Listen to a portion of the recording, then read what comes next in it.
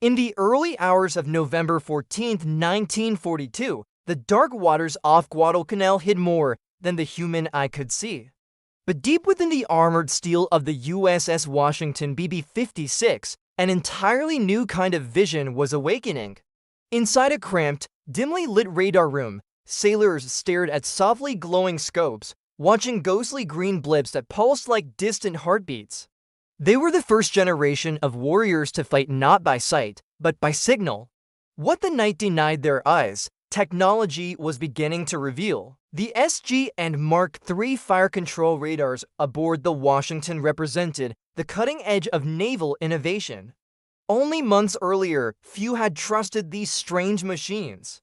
Many commanders still preferred searchlights, optics, and instinct, but the Battle of Guadalcanal was proving that the ocean had changed. Here, the invisible could mean survival.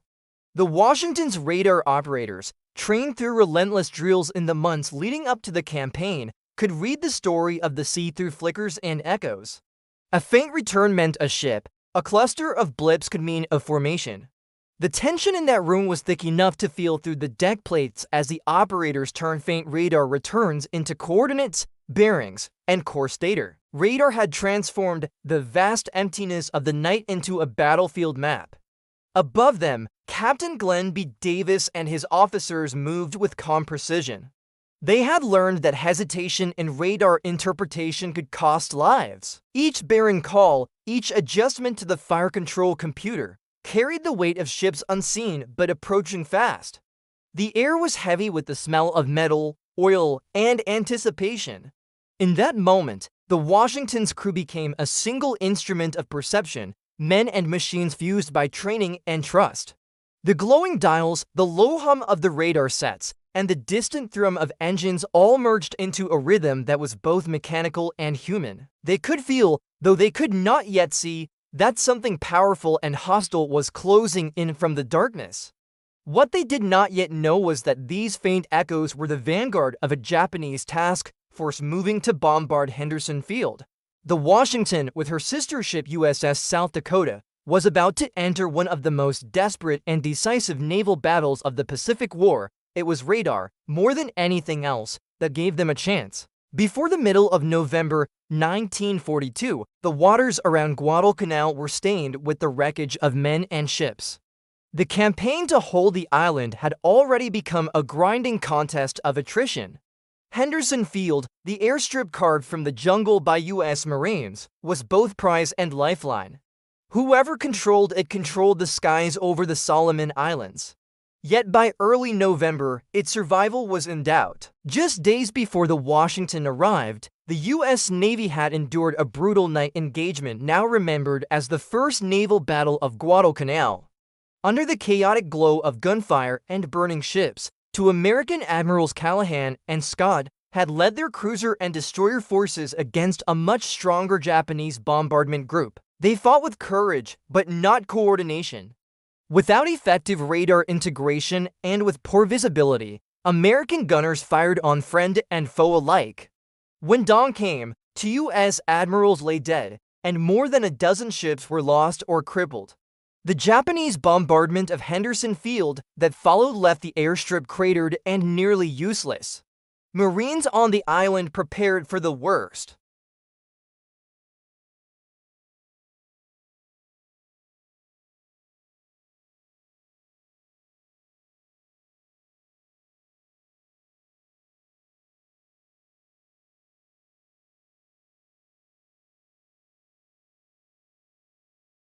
The belief was that aircraft, not battleships, would deliver decisive blows, but reality had no patience for doctrine.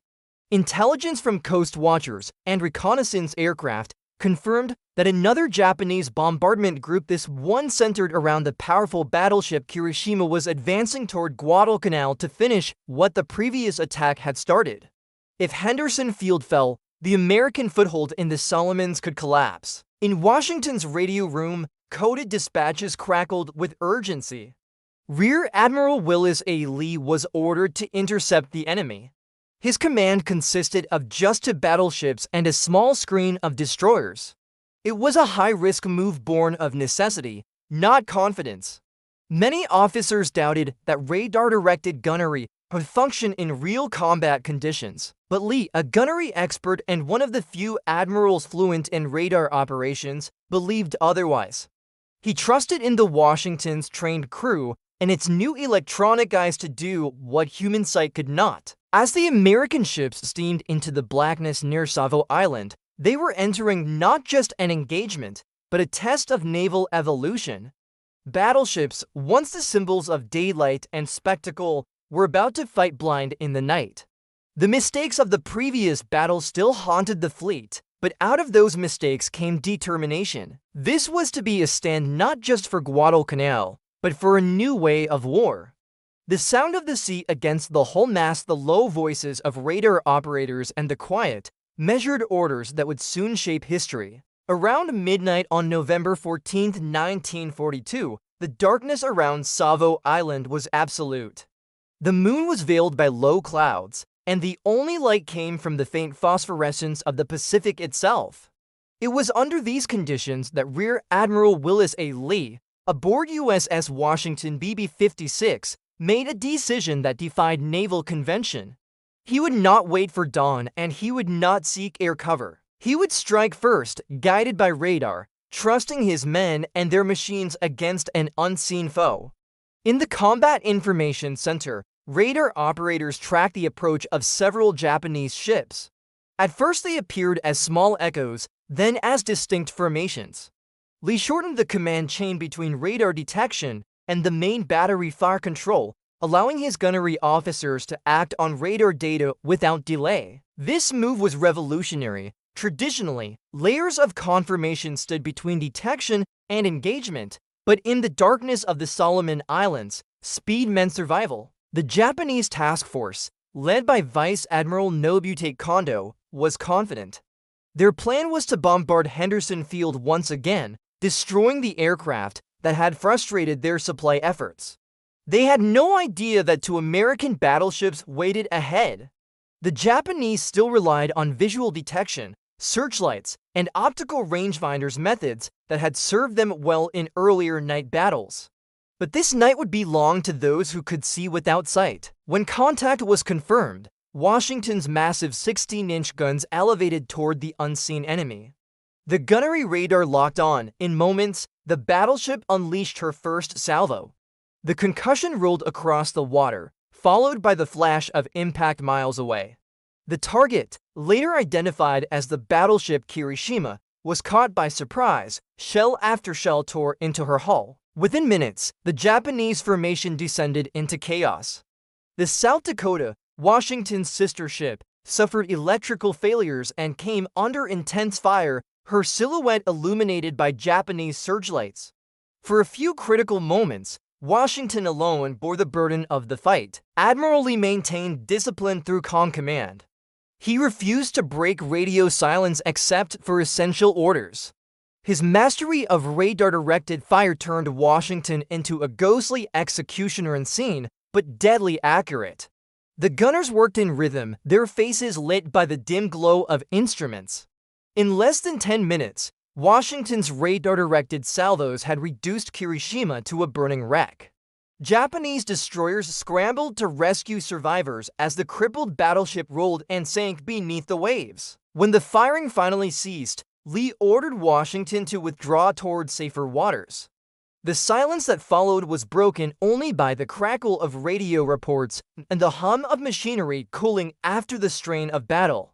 The ocean around Guadalcanal had witnessed one of the first true demonstrations of radar-directed naval warfare. Technology, leadership, and disciplined daring had overturned decades of naval doctrine in a single night. By dawn on November 15, 1942, the waters around Guadalcanal were littered with burning debris.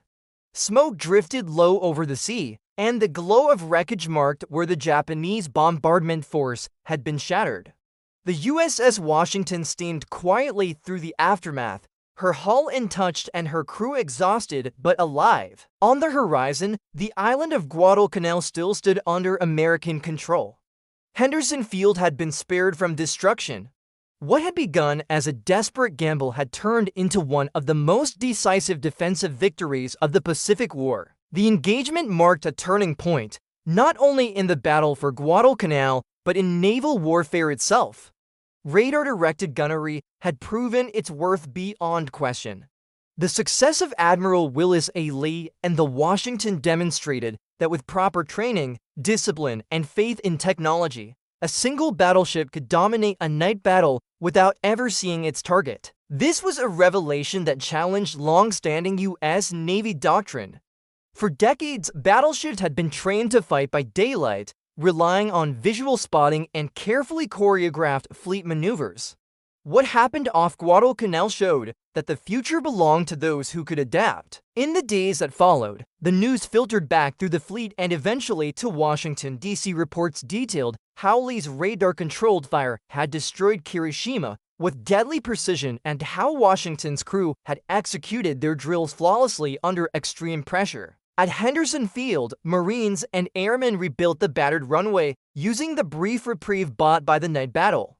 The Japanese, recognizing the cost of their failed bombardment and the loss of yet another battleship, began to reconsider their campaign for the island.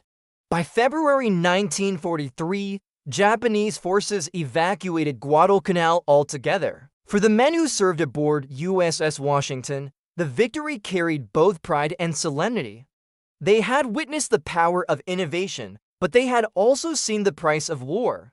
The calm professionalism of Admiral Lee became a model for later generations of naval commanders. His reliance on radar and his willingness to defy traditional doctrine influenced the way the U.S. Navy approached every subsequent battle in the Pacific, from the Central Solomons to the Philippine Sea. Today, historians regard the naval battle of Guadalcanal as the moment when American naval warfare stepped into the modern era.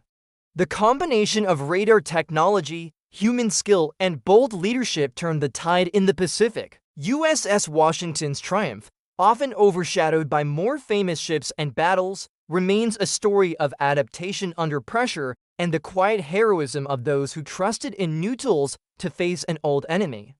Official after-action reports, preserved in the Naval History and Heritage Command archives, confirm the accuracy of the radar fire and the damage inflicted. The Washington's name endures not for the number of guns she carried, but for the clarity of vision that her crew and commander brought to one of history's darkest nights.